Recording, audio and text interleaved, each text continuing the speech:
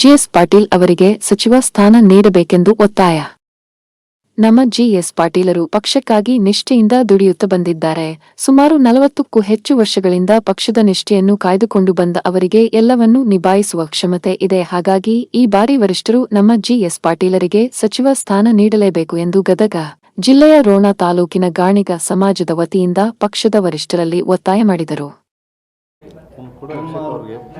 ನಮ್ಮ ರೋಣ ತಾಲೂಕಾ ಗಾಣಿಗರ ಸಮಾಜದ ಅಧ್ಯಕ್ಷ ಬಸವರಾಜ ನವಲಗುಂದ ಅಂತ ಹೇಳಿ ನಾ ಜಿಎಸ್ ಪಾಟೀಲರ ವತಿಯಿಂದ ನಮ್ಮ ಸಮಾಜದ ವತಿಯಿಂದ ಒಂದು 4 ಮಾತುಗಳನ್ನು ಹೇಳ್ತೀನಿ.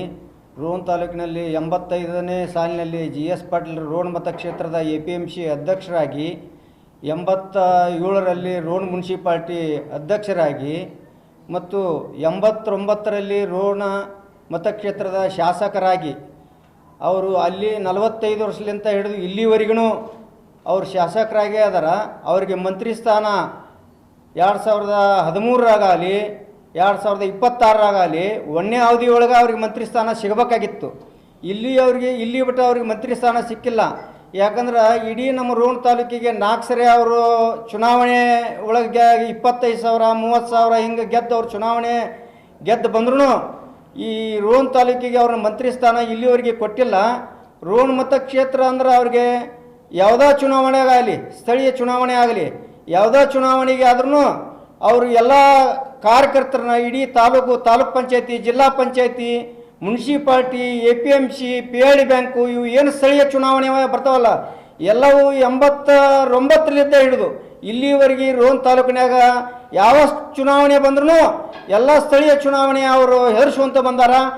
ಯಾವುದೇ ಚುನಾವಣೆ ಬಂದ್ರೂ ಅವ್ರು ಗಟ್ಟಿಯಾಗಿ ನಿಂತು ಯಾವ ಸಮಾಜಕ್ಕೆ ಯಾವ ಸಂದರ್ಭದಾಗ ಯಾರನ್ನ ಏನು ಮಾಡಬೇಕು, ಬಡವರಿಗೆ ಯಾವ ಸಮಾಜಕ್ಕೆ, ಹಿಂದುಳಿದ ವರ್ಗದವರಿಗೆ ಏನು ಮಾಡಬೇಕು, ಮುಸ್ಲಿಂ ಸಮಾಜಕ್ಕೆ ಏನು ಮಾಡಬೇಕು, ಎಲ್ಲ ಸಮಾಜಕ್ಕೂ ಅಧಿಕಾರ ಬಂದಾಗ, ಅವಕಾಶ ಬಂದಾಗ ಎಲ್ಲ ಸಮಾಜಕ್ಕೂ ಅವರು ಅಧಿಕಾರ ಕೊಟ್ಕೊಂತ ಬಂದಾರ.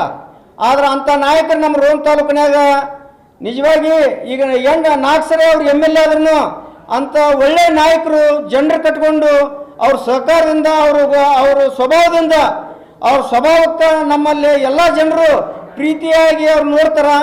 ಆಮೇಲೆ ಇಡೀ ತಾಲೂಕಿನಾಗ ಯಾವುದೇ ಗ್ರಾಮಕ್ಕೆ ಅವ್ರು GS ಪಾಟೀಲ್ ಹೋಗ್ತಾರಪ್ಪ ಅಂದ್ರೆ GS ಪಾಟೀಲ್ ಬರ್ತಾರಂದ್ರೆ ಅವ್ರದೇ ಆದಂಥ ಒಂದು ಜನರಿಗೆ ಸಿಂಪತಿ ಐತಿ. ಆ ತಾಲೂಕಿನಾಗ ಯಾವುದೇ ಹಳ್ಳಿ ಇರಲಿ, ಗ್ರಾಮ ಇರಲಿ, ಯಾವುದೇ ಏನೋ ಸಾರ್ವಜನಿಕರ ಕೆಲಸ ಇರಲಿ, ದರ್ವೊಂದು ಕ್ಷೇತ್ರದಾಗೂ ಅಲ್ಲಿ ಹೋಗ್ಕಟ್ಟು ಅವ್ರು ನಿಂತು ಕಾರ್ಯಕರ್ತರು ಅವ್ರದ್ದು ದಾರಿ ಕಾಕೊಂತ ಕುಂತಿರ್ತಾರ. ಯಾಕಂದ್ರೆ ಬಡವರ ಆಧಾರಿ ಅಂತೇಳಿ ಅವ್ರದ್ದು ರೋಣ ತಾಲೂಕಿನಾಗ ಅವ್ರು ಹೆಸರು ಪಡೆದಾರ. ಆಮೇಲೆ ನಮ್ಮ ರೋಣ ತಾಲೂಕಿನಾಗ ಸಾವಿರಾರು ಕೆರೆಗಳು ಮಾಡ್ಯಾರ ಅವರು. ಆ ಕೆರೆ ಮಾಡಿದಕ್ಕೆ ರೈತರಿಗೆ ಎಷ್ಟು ಅನುಕೂಲ ಆಗೈತಪ್ಪ ಅಂದ್ರೆ ಸಾಕಷ್ಟು ಅನುಕೂಲ ಆಗೈತಿ. ಅವ್ರಿಗೆ ಯಾವುದೋ ಸಂದರ್ಭದಲ್ಲಿನೂ ಮಿನಿಸ್ಟ್ರಿಗೆ ಕೊಟ್ಟೇ ತೀರಬೇಕು.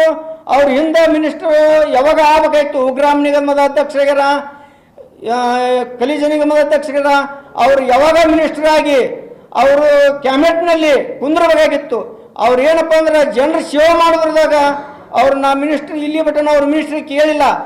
ಈಗ ಅವ್ರ ಮಿನಿಸ್ಟ್ರಿಗೆ ಜನರ ಒತ್ತಾಯಕ್ಕೆ ಅವರು ತಮ್ಮ ಜನರ ಒತ್ತಾಯಕ್ಕೆ ಅವರು ನನ್ನ ಮಿನಿಸ್ಟ್ರಿಗೆ ಕೊಡ್ರಿ ಅಂತೇಳಿ DK ಶಿವಕುಮಾರ್ ಅವರಿಗೆ ಮತ್ತು ಸಿದ್ದರಾಮಯ್ಯ ಸಾಹೇಬರಿಗೆ, ರಾಹುಲ್ ಗಾಂಧಿ ಅವರಿಗೆ, ಸೋನಿಯಾ ಗಾಂಧಿ ಅವರಿಗೆ, ಖರ್ಗೆ ಸಾಹೇಬರಿಗೆ ಎಲ್ಲರಿಗೂ ಅವರು ಇದನ್ನು ಅವಕಾಶ ಮಾಡಿಕೊಟ್ರ, ಎಲ್ಲರೂ ಕೂಡ ಅವಕಾಶ ಮಾಡಿಕೊಟ್ರ ಅವರು ಈ ತಾಲೂಕಿನಾಗಲ್ಲ ಈ ಜಿಲ್ಲಾದಾಗೂ GS ಪಾಟೀಲರ ಹೆಸರು ಎಲ್ಲ ತಾಲೂಕಿನಾಗೂ ಬೆಳಗತ್ತಂತ ಹೇಳಿ ನಾನು 2 ಮಾತುಗಳನ್ನು ಹೇಳಿ ಮುಗಿಸುತ್ತೇನೆ.